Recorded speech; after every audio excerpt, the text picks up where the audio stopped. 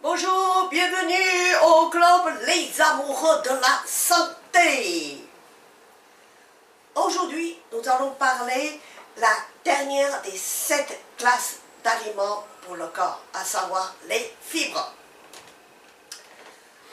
Tout d'abord, un petit rappel pour le besoin du corps.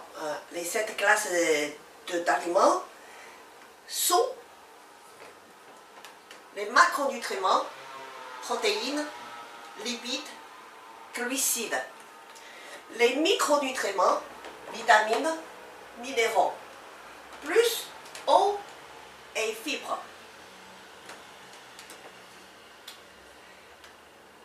Les protéines, les lipides et les minéraux sont des matières de construction de notre corps structurel.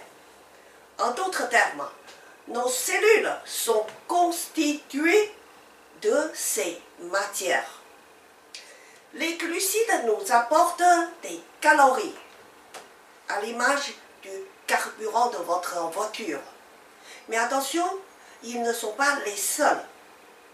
Les protéines et les lipides peuvent être aussi transformés en glucides par le corps si besoin est.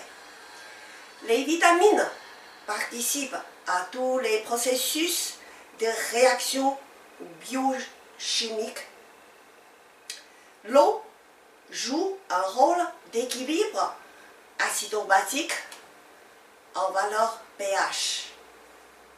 Elle participe aussi au métabolisme et maintient la température du corps.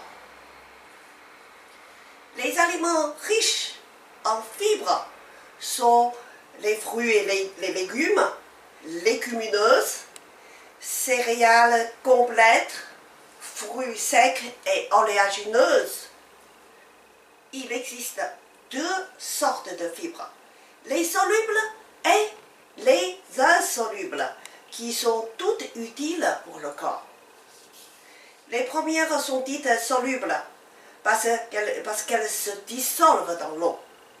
Elles jouent le rôle d'une sorte d'amis filtre qui permet de ralentir l'entrée des glucides dans le sang.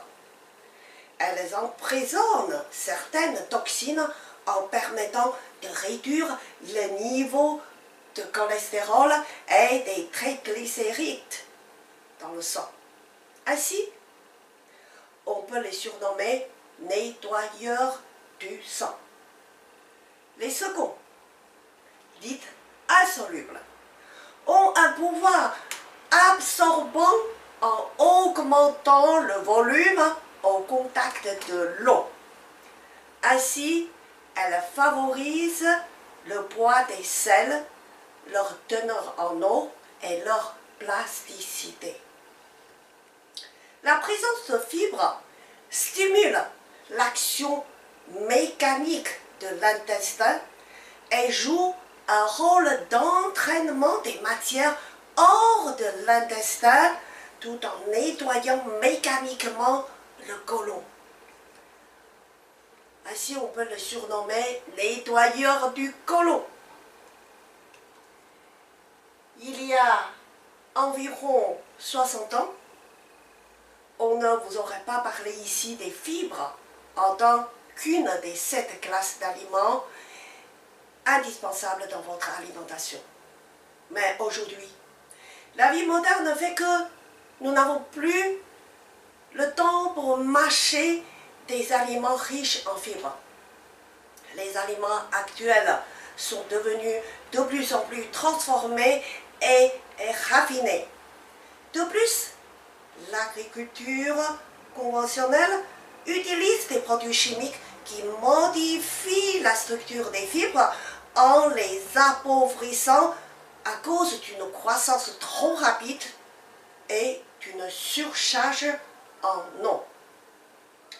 En conséquence, même si les fibres ne font pas partie des éléments constituants de nos cellules, leur rôle est très important pour le bon fonctionnement de notre système digestif. Or, la santé de celui-ci constitue la base de notre bonne santé en général. Une bonne capacité digestive permet d'augmenter votre énergie et de renforcer votre capacité immunitaire. La clé de votre santé repose sur le bon fonctionnement de ce système du haut vers le bas. D'abord, une bonne digestion. Ensuite, une bonne assimilation. Et enfin, une bonne élimination. Une des conséquences de la carence en fibres est la constipation. Cette dernière est causée par de nombreux éléments tels que le rythme de vie rapide, le stress, les aliments raffinés, la carence en fibres, le manque d'eau, le manque d'exercice physique, etc. Tout cela fait que les déchets de l'organisme ont beaucoup de mal à traverser le côlon. Normalement, nous devrions aller aux toilettes 2 ou 3 fois par jour et à minima au moins une fois par jour. Pourquoi? Car le bol alimentaire, une fois avalé, doit éliminer les déchets dans les 18 à 24 heures suivantes. Au-delà de ce délai, il engendrera des toxines nuisibles pour l'organisme. La constipation chronique risque de provoquer des symptômes pathologiques tels que des hémorroïdes, des gonflements du ventre, des maux de tête, une mauvaise haleine, des varices, l'obésité, la dyspepsie, l'appendicite, hernie et le cancer du côlon. Certes, les professionnels des compléments alimentaires tels que Nutrilite ont mis au point 2 produits fournissant des fibres. L'un en poudre contient des fibres alimentaires solubles issues de 3 sources végétales.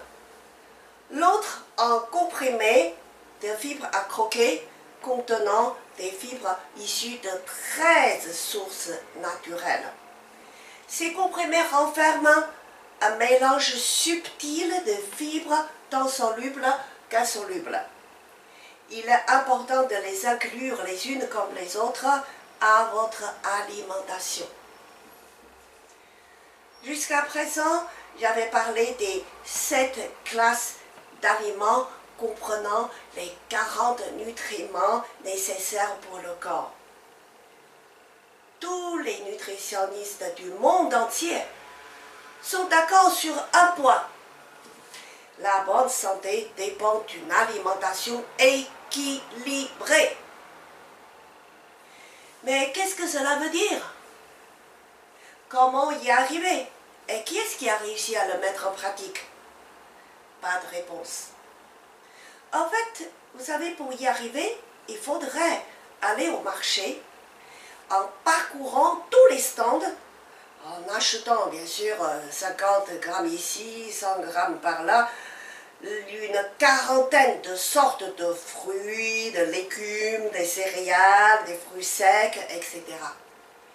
Et ensuite, de plus, s'attaquer à la préparation.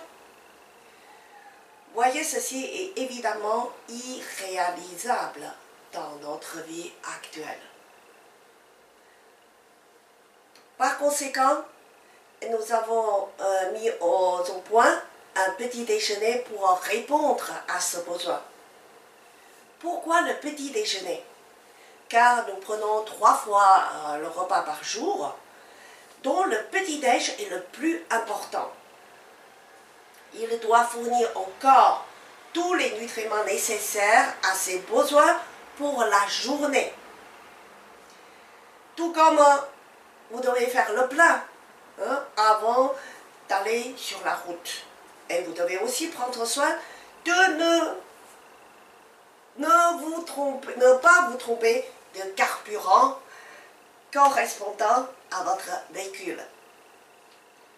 Donc, il est temps de faire quelque chose de concret pour notre santé. Il s'agit de notre premier pas vers une bonne santé. Nous avons donc créé ce petit déj nommé le petit déj du bonheur, basé sur 4 principes: complet, équilibré, préparation rapide et digestion facile. Et naturellement, ayant de plus un très bon goût. Voilà, donc prochain module, je vais vous présenter le petit déj du bonheur. Merci et à bientôt.